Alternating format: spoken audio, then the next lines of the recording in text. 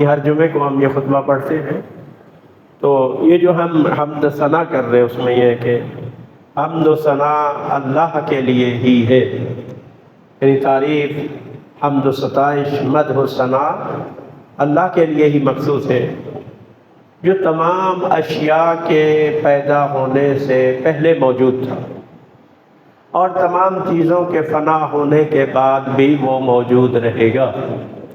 وہ ایسا اول ہے، ایسا پہلا ہے کہ اس سے پہلے کوئی موجود نہیں، اور ایسا آخری ہے کہ اس کے بعد کوئی شے وجود نہیں رکھتی۔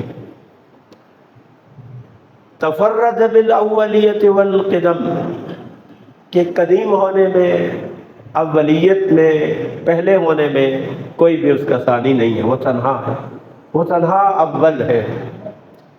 وَسَمَ كُلَّ شَيْءٍ مَا أَدَاهُ بِالْفَنَاءِ وَالْعَدَمِ، اور اس نے اپنے علاوہ ہر چیز کو فنا سے موسوم کیا ہے، یعنی ہر چیز کو فنا کا نام دیا ہے، یعنی ہر چیز فانی ہے سوائے ذات باری تعالیٰ کی۔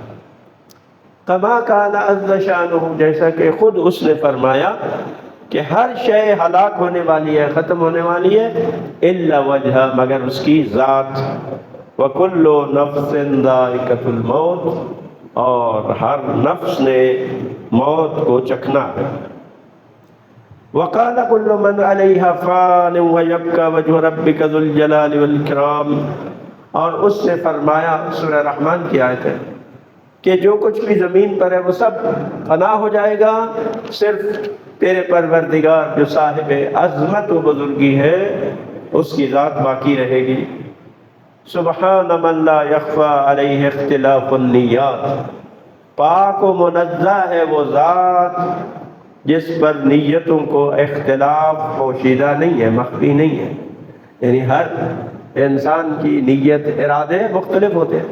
خداوند متعال انسان کی نیتوں کے، اس کے ارادوں سے، جس کا تعلق فقط اس کے ذہن اور دل سے ہے، وہ اس سے بھی آگاہ ہے، کسی کی نیت، کسی کا ارادہ کوئی اس سے پوشیدہ نہیں۔ وَلَا يَعْظُبَ عَنْهُ مَعَاصِي الْعِبَادِ فِي الْخَلَوَاتِ، آپ جو بندے تنہائیوں میں، خلوتوں میں جو کچھ کرتے ہیں، گناہ کرتے ہیں، ان میں سے ذرہ بھی کوئی خدا سے پوشیدہ نہیں۔ سبحان اللہ الذی منہ خلقۃ العباد والیہ المعاد، پاک و منزہ ہے وہ ذات جس نے تمام مخلوقات کو اور بندوں کو خلق کیا ہے، اور اسی کی طرف ہی بازگشت ہے۔ الیہ المعاد، قیامت کو معاد کہا جاتا ہے چونکہ اس دن سب کی بازگشت ہوگی۔ فَمَن يَعْمَلْ مِثْقَالَ ذَرَّةٍ خَيْرًا يَرَهُ، اور جس نے ذرا برابر بھی نیکی کی وہ اس کو دیکھے گا۔